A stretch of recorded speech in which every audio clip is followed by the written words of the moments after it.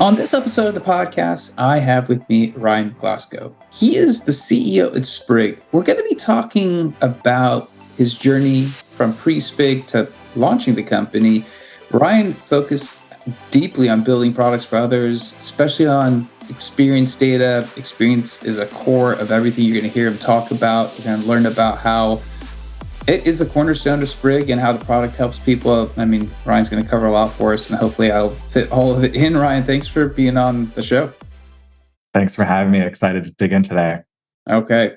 I know I'm going to try to bite off more than I can probably cover, but we're going to try to get as much of it in as we can. Before we start, let's tell everyone what the company does. Can you tell us what Sprig does? Sprig is a product experience insights platform. And what that means is that we help companies understand what their customers think of their products. We have 4 different products to do that, to help these companies understand what their customers think. And the first one is in product surveys. This is really our core product. And we dig into the early days of Sprig, certainly a key part of the story. The second one we launched this year is session replay. And so recording the user screen, seeing where they get stuck, seeing what's working and not working about their experience. The third one is prototype testing. And so we have a way to take your Figma prototypes and other design prototypes, add them to Sprig, add video, voice questions alongside those prototypes, share those with your customers for feedback. And the fourth one, which we'll, I'm sure, also be digging in today, is AI. And so we have ways to understand all this data in real time at different various levels across the entire Sprig platform for an account, down to a specific study to see what's going on with AI, also down to specific questions to deeply understand what's happening within specific questions. And so it's been a key part of our journey since the beginning, but as with many companies, a huge part of our journey this year. So before we start, I was going to, we'll obviously link to your LinkedIn profile, but I did note that, based on what I'd seen of the number of, roles you'd been a part of over your career, quite a number of them go on to have an exit of an acquisition. I look at that and I go, well, this guy obviously understands product. He can see things early. He can evaluate. Don't say you're just lucky, because lucky is once or twice, not several times. So, this episode really, I guess, to kind of jump back and kind of focus on that understanding of product, especially pre-Sprig, right? So you start your career, you're a product guy, you're seeing people that want to build and yet every time you seem to evaluate something unique in a company. I guess, what do you attribute that to? Or what do you see when how do you evaluate that? Because I think that's a great starting point for a product person. You're absolutely right. And I'll say fortunate, maybe instead of lucky. So I'll take that. So I have had 5 successful exits, all of them as a founding team member. So not as a founder, but a founding team member, and often joined as the first product manager. Some of those I joined pre-product market fit. Some of those I joined post-product market fit. And so Weebly was an example of post-product market fit. It was already quickly growing, and I really helped grow it to 500, around 400 people as the first product manager. Other companies like Verb, that was acquired by Snapchat for 120 million. I joined pre-product market fit in the apartment with the founder. It was just us and 1 or 2 other people coming up with the company name. There was no company name when I joined. And so it kind of explains how early some of these experiences are. And what I always looked for, Extra Bucks, acquired by eBay, it's now Rakuten. That was the coupons and cashback space. Verb, which was acquired by Snapchat, that was in the mobile search space. All the way to Weebly and the popular website builder, which was acquired by Square. And across all of those, I really looked for acute customer problems, something that maybe I didn't feel myself, but I knew that other people experienced. And for example, when I was interviewing at Weebly, they had me do a project to present. I talked to someone from college, and he said that he had come up with an idea for a new spice, and he couldn't figure out how to sell it online. And Weebly was the only platform that was able to help him really figure out how to sell his spice that he come up with online. And so when I looked for these personal, acute examples of people experiencing personal transformation, Maybe it's through coupons and cashback savings. Maybe it's through building a website. Maybe it's through looking for a new place, a new experience locally with Verb. That's really what I focused on with these companies. And I knew that if I was solving a problem that people cared about, it was really up to us as a team. We could find a way to build something special, make an experience that matters. And it was just a matter of time and effort, and we could grind it out and build something amazing. And all these companies went on to have very strong product market fit, do great things in the world, and then were successfully acquired. But it really came down to a customer problem that people cared about. I guess, you hear a lot of people think they find product market fit, and it always doesn't work out. I find sometimes it's really hard to know if you've actually found the right problem to solve. And I guess in your case, you have an ability to understand post market fit, pre company name level involvement, and I guess I understand the acute customer problem. But how do you know it's the right problem? Like, what process or what do you look at? What lens are you looking at to kind of evaluate that component? This is something that, even in the beginning of Sprig started to really deeply understand, thinking, hey, 10 plus years of my life to really commit to, you have to have a lot of conviction that you're solving a problem that people care about. And so I had to really unpack it and define it as customer problem fit. And so is this a problem that people really care about? And, when I was starting Sprig, there were a couple books that really helped formulate and help, really formalize my thinking around that. One of them is Competing Against Luck by Clayton Christensen, who's a very famous Harvard Business School professor, of this whole concept around solving problems in people's life. And the second one is Outcome-Driven Innovation. And Outcome-Driven Innovation by Tony Ulwick focuses on all the different outcomes that someone's looking for in a product and asking them and measuring on a scale of 1 to 5 how important these outcomes are, but also how unsatisfied or satisfied they are with these outcomes for how they're able to be solved by a product that they're using today. And so perhaps you're using, going back to an example we might all know, a CD. You buy a CD, you put it in your CD player and you play. You think about some of the things that people are trying to do, the accessibility, instant accessibility of music, and you think about some other outcomes that might be important to people. There was a lot of dissatisfaction around that experience, and a new experience came along that was able to ultimately, have a much higher degree of satisfaction in the outcomes that people cared about. When I looked at Sprig and thinking back to my experiences at these companies, the problem that I was experiencing was that we had really great behavioral data and we knew exactly what our customers were doing. We had really great revenue data. We knew exactly how much our customers were paying us and who and what segments, but we didn't really have that experience data of understanding exactly what customers and specifically specific segments that we deeply cared about as a business, understanding in a systematic way what they cared about. And so when I looked at the different problems, that I was facing in my career, that was the one that was very consistent across those 5 companies that, I helped scale through acquisition. And getting back to your question on product market fit, I always go back to the Sean Ellis framework. This is around 2009, 2010. I had just gotten started on my full-time professional career in technology. And I was working at startup Extrabucks.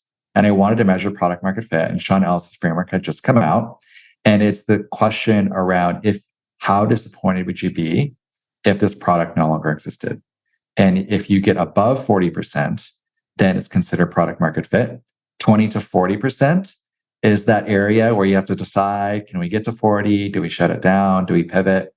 Below 20, usually the path is pretty clear. You have to do something drastically different. I get so tired of people on social media and investors and founders say, you just know when you have product market fit, because that's not actually the case. A lot of companies have incredible product market fit, and the product is not being ripped out of their hands. And so it ultimately comes down to the people that are using a product today. How disappointed would they be if they could no longer use your product? And going back to customer problem fit, I also apply that same framework starting Sprig around, is this a problem that people care about?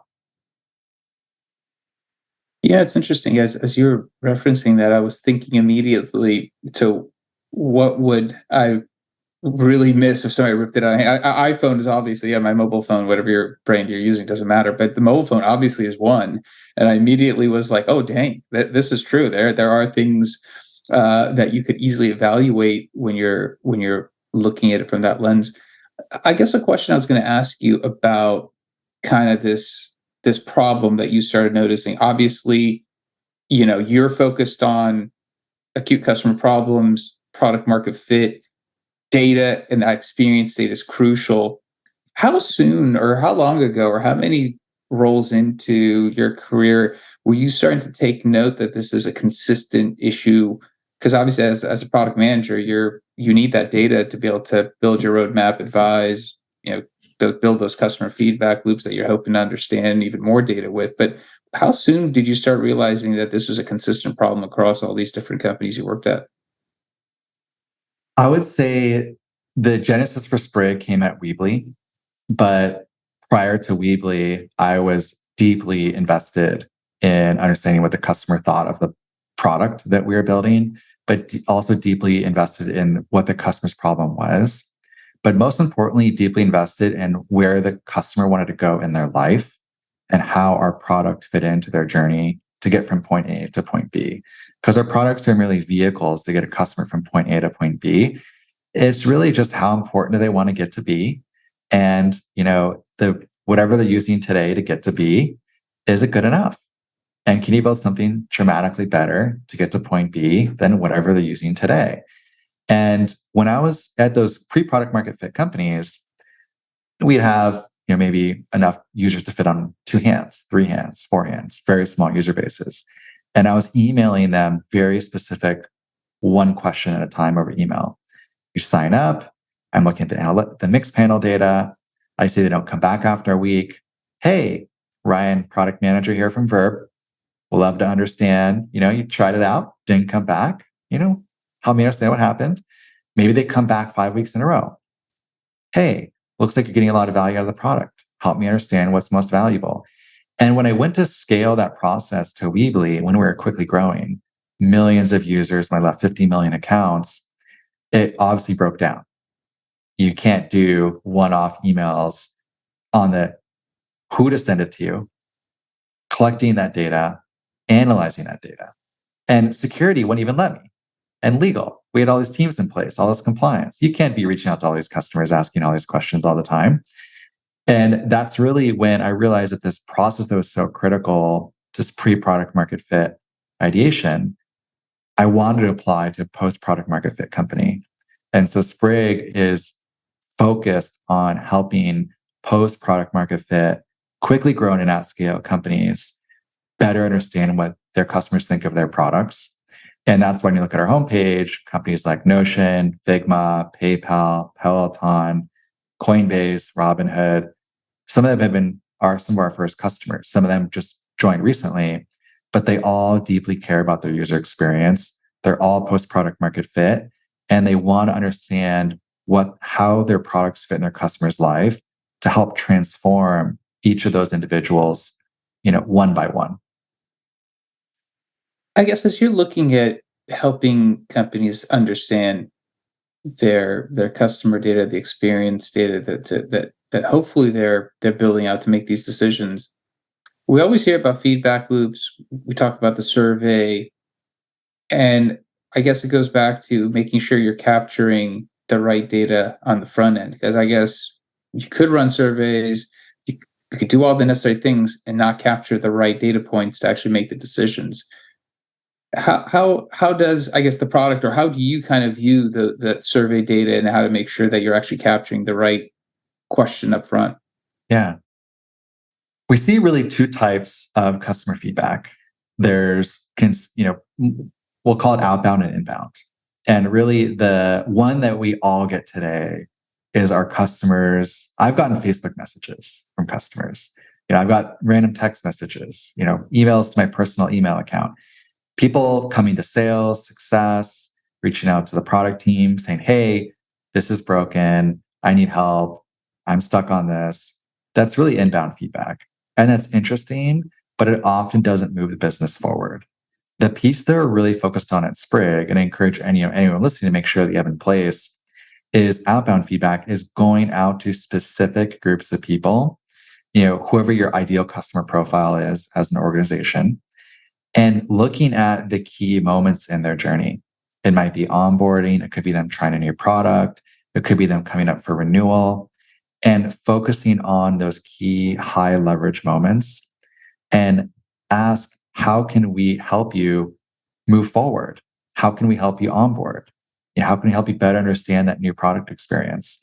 And so we focused a lot with Sprig on asking very specific questions after someone, for example, completes onboarding, after someone is up for renewal, after someone maybe cancels their subscription.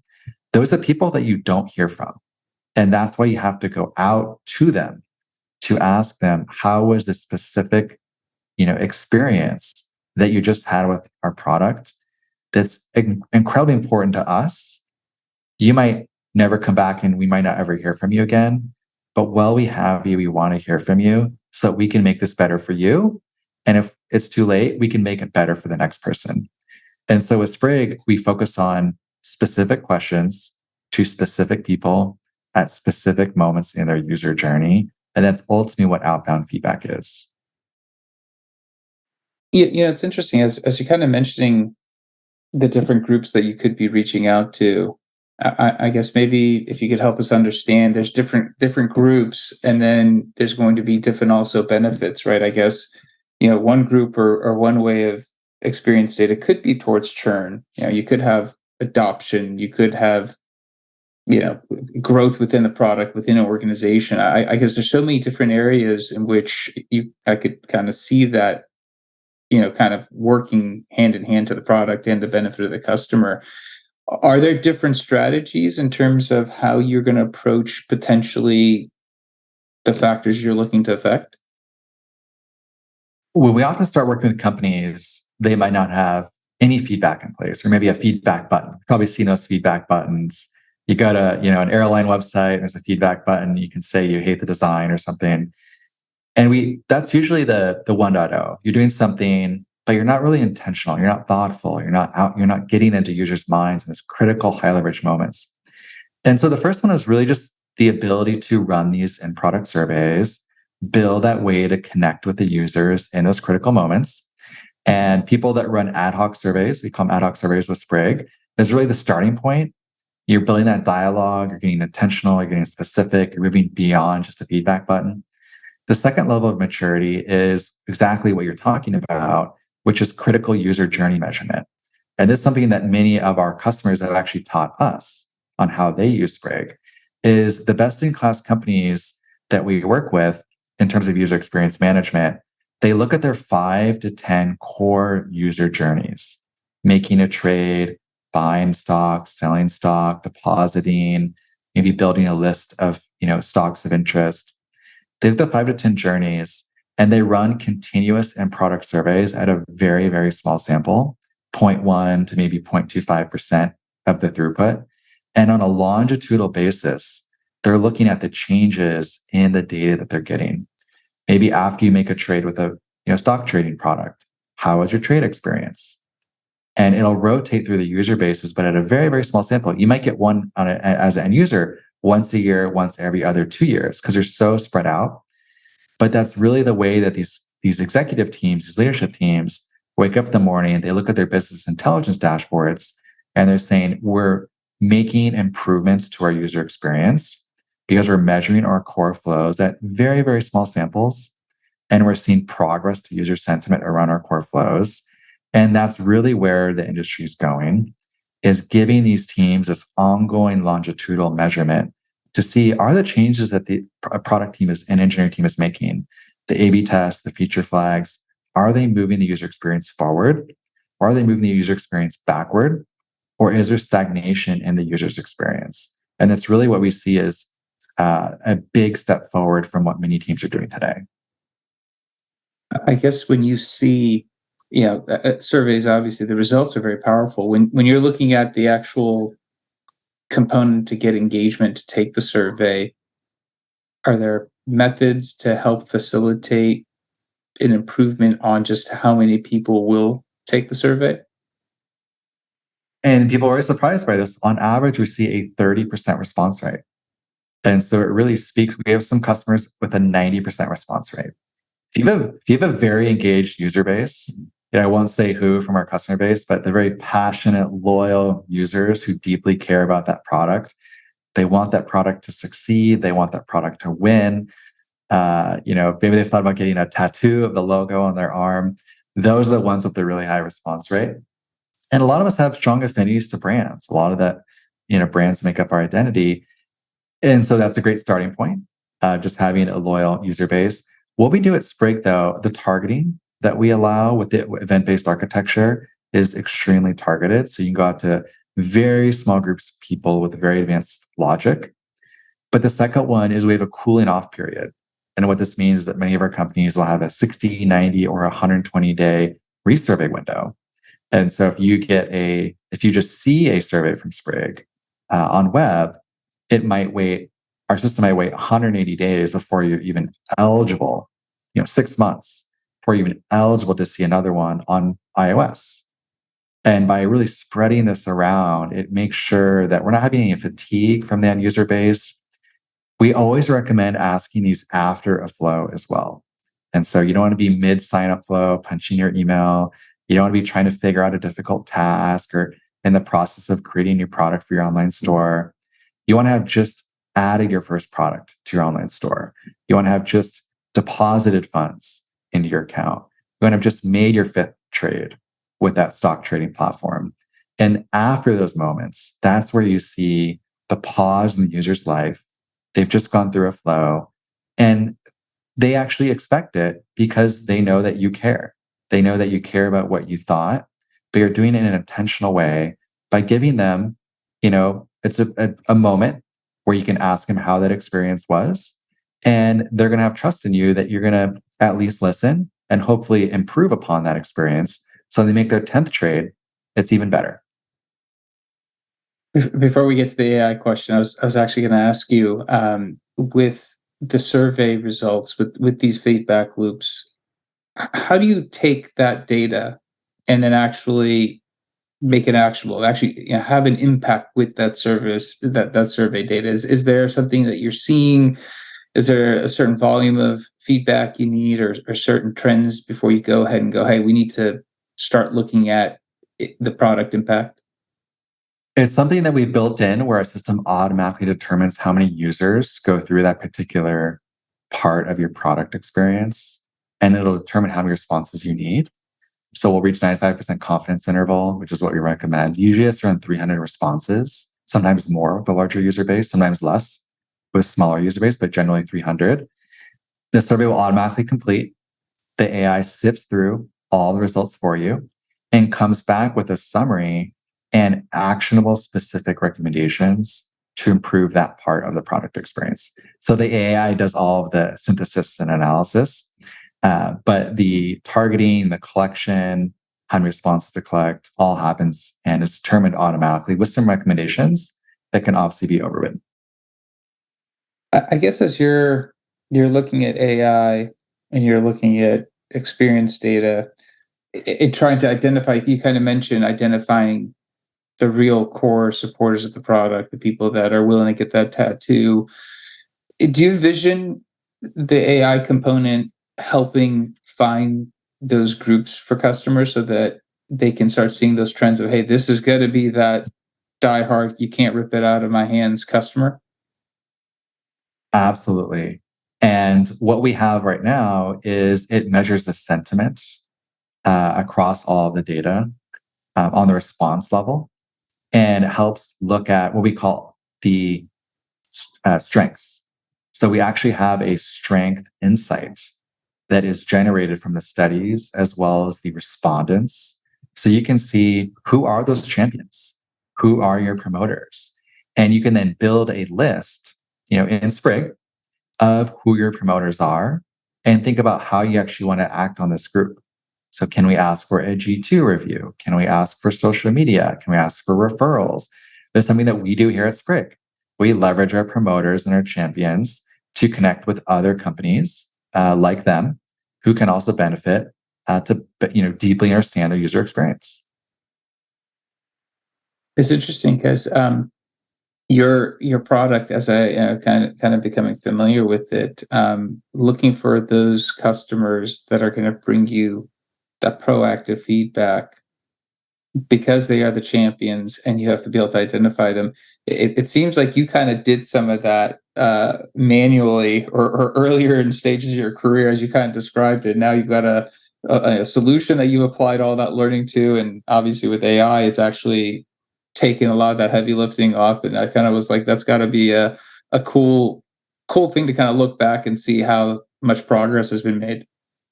It's certainly very meta, and Sprig is really based off of all of my career experience of finding product market fit 4 times, helping scale another company to a very large global brand. And it's putting all of those learnings, all of that knowledge, all those late nights of what to ask, when to send that email, when to reach out to people, all of those, all those learnings are in the defaults of Sprig. How many people to ask, all of our templates. We have over 50 templates to use. Many of those are based on questions I would ask in the beginning of my career. And so you're absolutely right. It's the culmination of everything that I've learned, obviously with our customers. They've given us amazing feedback. And the early team as well. We brought in some researchers as subject matter experts to help craft and shape and make sure that we are really delivering everything according to industry guidelines. Awesome. Ryan, if someone does want to reach out to you to ask you about Sprig or just ask you about something about product management, product market fit, is there a good way of someone getting a hold of you? I'm available on Twitter and LinkedIn, so /Ryan Glasgow. So DMs are open. If you have any questions, definitely let me know. You can also just send me a note, and I'm happy to respond on Twitter. Also messages on LinkedIn. We do have a special offer as well. So sprig.com/tech-trek. And so, we got 10% off for anyone who's interested in getting set up. We also have a free plan for those of you that are just getting started, pre-product market fit, want to build a relationship with folks early. Awesome. Well, we'll make sure to include some of those links, and it's great that hopefully people can sign up and take advantage of the product. Thank you for your time. Thanks for coming on and sharing. Thanks for having me on the show. Absolutely. That's it for the episode. I'll be back again, different guest, different topic. Until then, 2 things. One, if you found the episode interesting, share it with somebody else. It's actually, Ryan has a great background, dove into his career and talking about Sprig, and the product itself could probably be useful to a lot of people out there listening. So please share away, and also like, subscribe, leave me a review. Let me know if you want me to cover a specific topic for you, and I'll do my best to find a guest. Until next time, thanks and goodbye.